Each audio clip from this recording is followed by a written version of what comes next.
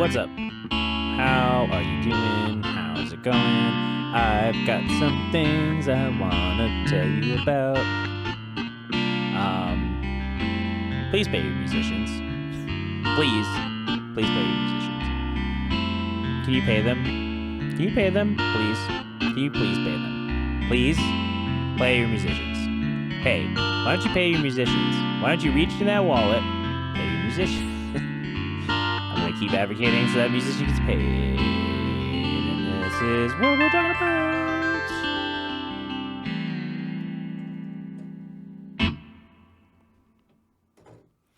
So, I don't know if you noticed a theme there in the intro where I didn't say anything, but please pay your musicians. Please pay your musicians. Do it. Things are opening back up, and you're going to go out and see shows. You're going to have those moments where you're like, I don't know, am I uncomfortable? Those are all valid. I'm not saying that you can't, stay home because you're tired, or stay home because you've had a long day at work, or stay home because you had a busy weekend with the family. You don't really want to be around people. You don't like the music. You don't want to see this. But I've heard them all. It's fine. Just, if you're gonna come to the show. If you're not gonna come, that's fine. This is a thing directed more towards the people who are trying to hire musicians.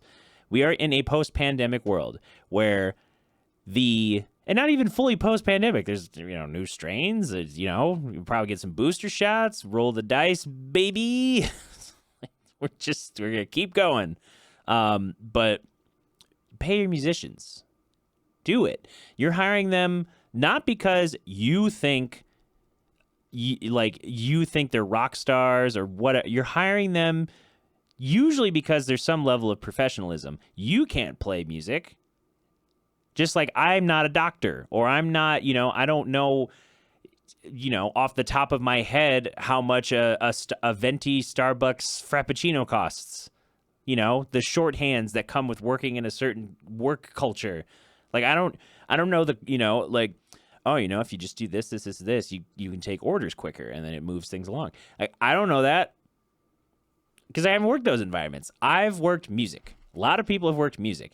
Yes, there are people who shouldn't be doing music that are in music. There are people who, they're toxic, they're, unprofessional. They think it's all about being a rock star and making it famous. You're like, I'm going to be huge. And it's like, no, you're not. You're going to be you're in debt and in denial and in trouble. Like, unless you are the rare few who have some strong artistic voice to say and get partnered up with the right people to help extend extend the reach of anything you put out into the world, most people aren't, fame is not the goal for music. It shouldn't be the goal. Fame is the goal if you want to be famous. That's the goal. If you want to be famous, there's plenty of ways to be famous. There's plenty of ways to be famous. You could get in a street fight on World Star and be famous. You could yell at someone for a prank video on TikTok and get famous. You can crash a nice car on YouTube and get famous. There's a whole channel where all the guy does, he buys new tech and then destroys it. That's his channel. That's all he does. He goes, got the new iPhone 12, great thing. I bought one and upgraded it myself, but I bought this one. We're going to give it the hammer test. See how long it takes to break the screen. And you're like, you're just breaking things. You're breaking a perfectly good phone. It's the laziest form of content. It's lazy. You're a lazy person. If you make videos of you just breaking things, that's not a skill. It's you pointing your iPhone at a broken piece of equipment. And people are just looking at it because they would never do that, because for a lot of people, an iPhone is a huge window of opportunity.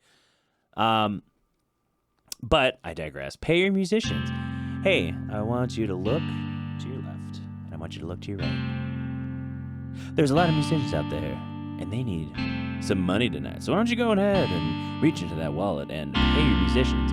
Because you don't get musicians without a sustainable economy to pay them. And if you don't, they won't play your venue, and they won't play your town, 'cause you are cheap and you don't recognize talent. You just want the aesthetic of music in your restaurant. Or maybe you want a guitarist, 'cause you play guitar and you can brag that you have more money to buy a guitar that they've been saving their whole lives for, and you found it online and you impulse bought it because you poisoned a river to make your company expand into the Netherlands, and that was a byproduct of pollution, and now you're gonna get tried by a governing body in multiple countries because you caused so much damage. But hey, you got to brag to someone who doesn't care about your opinion that you got a Les Paul and you don't know how to play it because you're a bunch of trash. This is... Don't... Pay your musicians. Do that. Pay your musicians. Don't be the person who's opening up live music again because it's only like it's it's like, oh, it's a smart business move. No, if you're gonna have music, it's got to be built into the culture of what you enjoy. Like, don't just like there are some people who jumped on trying to support live music, and they're like, yeah, we'll open up we'll open up space. We'll pay something. We just want to create an opportunity. And now there are people who are like, there are people who are like hiring musicians again, and they're like, all right, we got $50 that I found in the rain, and you can have that and no food and free water up to 2 and not bottled in a cup, and you can't throw away the cup, and you won't have ice, and it's room temp, and you have to drink it in the parking lot, and if we make eye contact, you owe me $40. Just these people who are like, they've always been that way, and they're still around.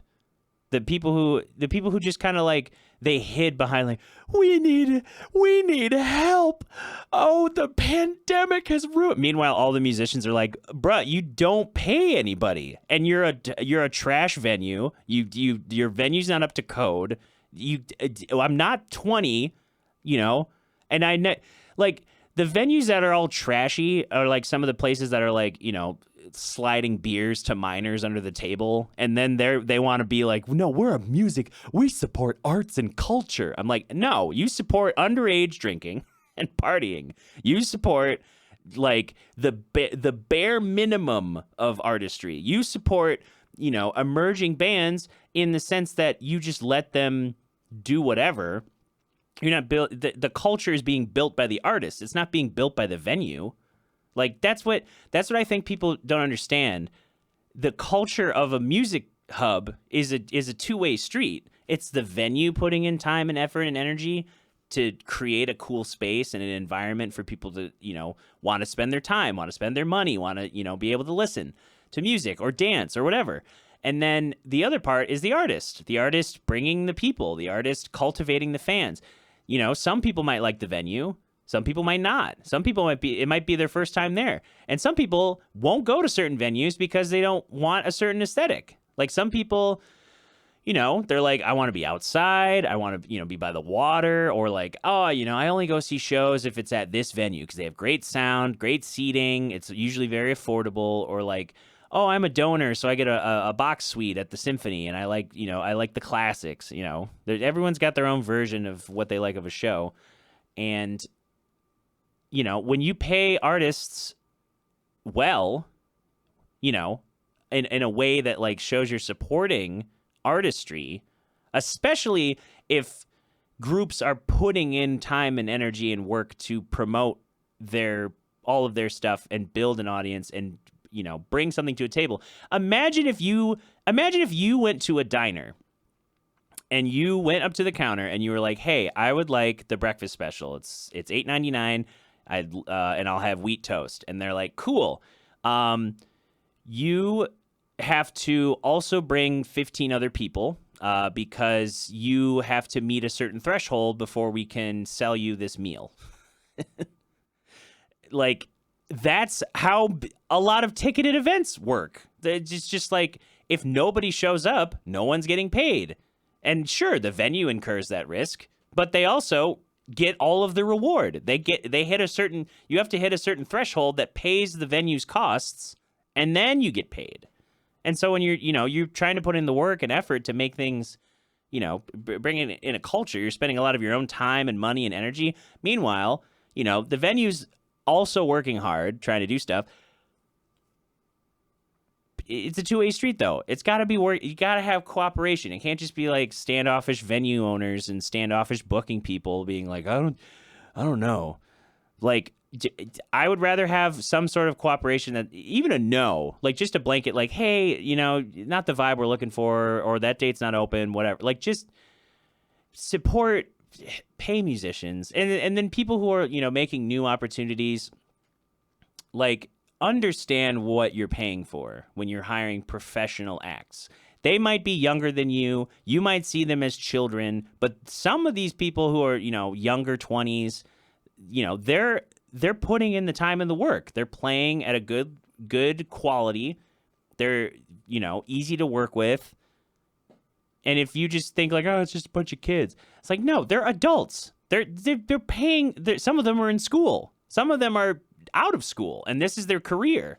And you're like, well, you can't have any free, like we have a pizza shop. We won't even give you a slice of pizza for free. Like, how bad is your business doing if you can't give a free slice of pizza? Like, that blow. When people don't comp food and drinks, I'm like, what is your business if you can't comp a free drink here and there? Are someone embezzling money? Is that why there's no profits? I'm asking for a sandwich. And you're like, well, I don't know. We'll have to see if that, or like at a wedding, like with the bar, is like, oh, the client didn't pay for the band to have a drink. I'm not drinking, so I don't care. But other people in the band, they want a couple drinks. It's casual. It's a fun environment. It helps loosen some people up. If anything, most musicians are functional alcoholics. So you don't even have to worry about that half the time. It's the people who are clearly, if the musicians are saying like, hey man, that guy drinks too much, then they can't handle it. So when we're, when they're like, oh, they didn't include 9 extra people ordering maybe 2 to 4 drinks depending on, cocktail hour to the end of the night. Like, what? Like, what do you... It blows my mind sometimes that people, exclude certain things that are just, it's just a nice gesture. It's something like, what? I can't go to your coffee shop and have a free cup of coffee. All you sell is coffee. And you can't give away a cup of coffee for free. It's like 5 cents. And what do you mean? It's like, oh, we could only pay you $20 that we found under the register that hadn't been added to the till that day. Don't have live music. Don't do it. Don't do it. Or be upfront and be like, we're having a hard time doing something. We'd like to work with you on an opportunity. If you open the door, there might be someone who can help work it, someone who can help bring the people, someone who can put in the effort. You can work in tandem. You can have a meeting. You can make it an event. You can do cross promotion, whatever. Why are we still doing this? It's like some people just sat in the pandemic and they're like, well, I still want to hear music, but I hate musicians. And I hate the arts, and I hate everyone. So I'm just gonna not pay them, and I'm gonna get a free show that I critique. Like, the amount of times I've just heard people say like, "Well, is that a decent amount?" No, it's no. Ask anyone, anybody. Ask a single human being who regularly books musicians, and they'll tell you how certain deals they work out. It's, selling against a ticketed thing, selling against a guarantee, a combination of tickets above a certain threshold with a guarantee, a combination of, minimal hospitality. And, some venues charge for they put out beers, and then you take a beer, and then at the end of the night, they're like, yeah, you guys had 6 beers, so that's like $20. I'm like, we only made 60, and you don't put any beers in the fridge. If you're going to trick musicians that way, it's they're going to drink, and some people are going to be like, yeah, I have like 4 Tecates, and then like, oh, well, you owe us $40. Like, I don't know, the markup. Like, pay musicians. Why are we still doing this? Why? I'm happy to be in a place where I can say no to a lot of things, but I know a lot of people who are really trying to make that effort. They're trying to take the right gigs. They're trying to be proactive. They're trying, to put their best foot forward. And then to have, everyone learns how to negotiate better. Everyone learns kind of how they want their artistry to be. Everyone learns where they want to operate. Some people love being a road dog in a car, just playing rock and roll. Other people like, dressing up and getting paid, that corporate gig money so that they can only gig, they play some of the music they like, and then they have, they've earned the living, and then they have money towards the projects they want to do that are fun. Some people do a combination of a lot of people do a combination of everything. Some people focus solely on the creative thing and they make that work. But like, some of these offers I just keep hearing from other places, other spots, I'm not naming specific ones. Some of the things I've referenced might catch the ear of some musicians who've had certain experiences. And for the most part, I've had enjoyable experiences with a lot of people and a lot of venues. There's just little things that are like, I'm not going to put up with anymore in terms of the negotiating. It like what, like, think of it this way. Like, let's say I'm getting paid $100 to play a cocktail hour. All right, I'm getting paid $100 to show up an hour before, set up, maybe check it in the room for a sec, get dressed nice, drive to the venue.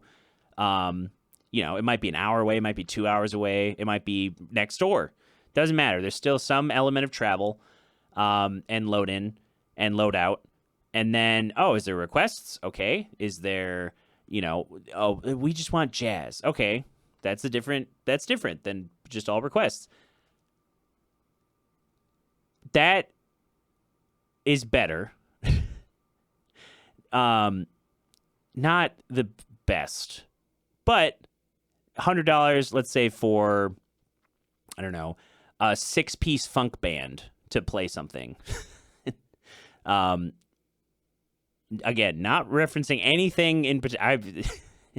I'm saying these things. I'm trying to call attention to certain trends without being, just blasting venues.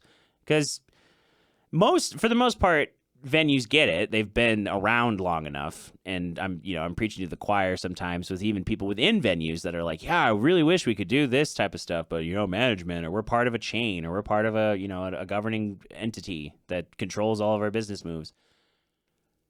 But just pay your musicians. Pay them. Pay them money. Pay them for their time and talents. Because the ones that are making it this far are usually good. Usually good. Usually good. If it's like, if it's too much to like negotiate, even like if you're just like, we only have $50 per artist. And you're like, okay, then just get, a bunch of acoustic guitars and singers. Like, that's like, even then, like those, some of them are professionals. So they still need more money. It's not like, why, like the only time I would take a lowball gig, only times I have done is when it's new market and we're routing. New market. Don't really know a lot of people there yet. Got to start somewhere. Small town, whatever. It's on the way to something and it's on a Thursday. Killer. I still have my bigger gigs on Fridays and Saturdays and Sundays sometimes. Or like, can you do Tuesday from noon to 2 at the farmer's market? Awesome. Killer. I get some produce. I get, some goodies from the vendors. Like they're just, they pitch in or whatever. Awesome. Can make some food. Have a little snack. But when you're eating into like the peak gigging time with these garbage offers, garbage, garbage that just don't have music that frequently, then don't do it. If you're not going to put it up, then don't do it. Why would?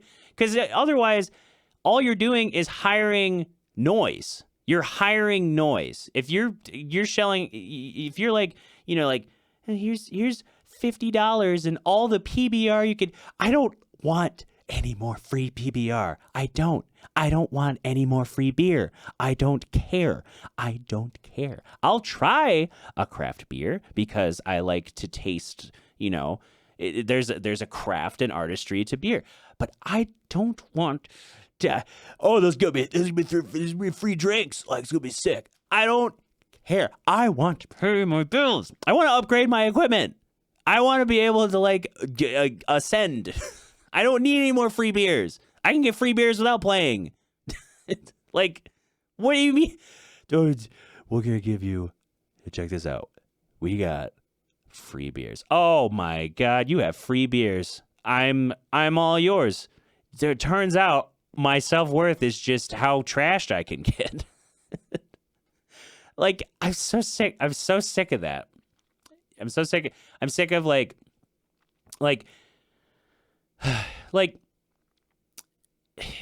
free beers. Let me clarify, because in my righteous anger, there is a Dutcher that is a rational human being that understands that everything's nuanced. Everything. I'm a mixed race person. My whole life has been nuanced. I have siblings that have a darker hue than me that don't have this hair. And they don't, they look like me if we're all standing next to each other for long enough for people to be like, oh, they're related. But, it's, if free beers, if it's like an artist-run event, free beers is like a kind gesture. It's like artists trying to make the experience that they would like and with the budget they have. A backyard party with a cooler full of Two Hearteds. I don't know. That's fine. That's tapering expectations. That's setting a standard, at least for an event. But when, if you tell me at your, if I went to Insomnia Cookies for some reason and I played, an hour of jazz for cookies, I don't know, not in payment for cookies, but just musically, I'm playing to cookies. I'm entertaining the cookies at 2 a.m. at Insomnia Cookies. And I don't want, or I don't get it when it's like, what do you think? I'm going to take one cookie and then be like, no, you got to give me 12. You got to give me 24 cookies. I just want to try a cookie. It's free. It's a free cookie. How razor thin are your profit margins where you can't give a free, here's a free muffin. It's like, oh, we need to sell those muffins for $40 a piece or else we're going to go out of business. It's like, no, you sell volume and it's already a markup. You're paying $4 for a muffin. You made a batch of them for $2 at least. So each one's worth like pennies. And you're like, there's just no way. You're just busting my balls here, trying to rake me over the coals for this for a free hot chocolate at a hot chocolate stand.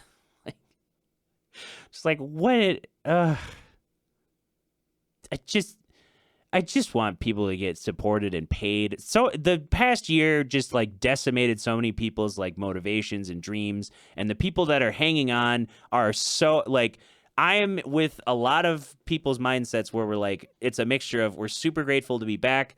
We're hyper aware of the social aspect now and trying to reacclimate ourselves to these environments and having to get back into the business flow of it all. Start planning things out 3 to 6 months ahead, ideally 6 to 8 months ahead.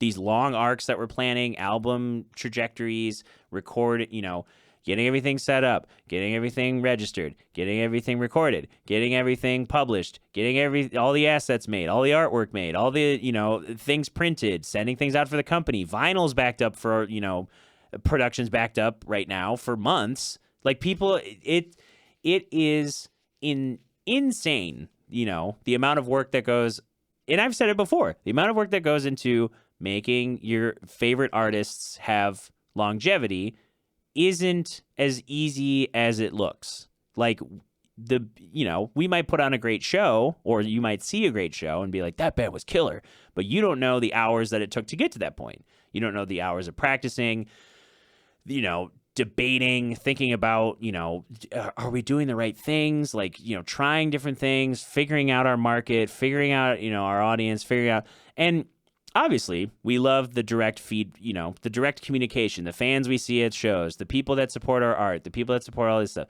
I'm, again, talking about the people who have the piggy bank for a business, who have the control over who gets booked and how they get treated. Like, if you're gonna why even have art if you're gonna not go and support it fully and integrate it into your culture? Like, music isn't just like, we'll throw a festival and it'll be a great time to advertise our new line of mowers. I would rather die than be a footnote to a lawnmower event. Like, what are you talking about? The way we get people to buy more lawnmowers is to underpay 5 bands to play a festival that we're going to spend $10,000 on and then have a $2,000 budget for 10 artists. Like, it's just, I'm like, what, how do people not consult? Like, is just no consultation thought of? People reach out to be, should we use fuchsia or should we use turquoise in the new ad? Well, I have a habit of making these viral trends based on the color palettes that I've chosen, and in our market, people ages 30 to 45 seem to like the color fuchsia more. Like, y'all business owners will literally pay someone's time to tell you what color your sign is, and you won't ask any musicians of how to run a show properly. God. Okay, we're done. It's the end of the episode. Just pay musicians. My anger is righteous. And my time is short, at least for today. But you can support me, the artist. Hey, how about that?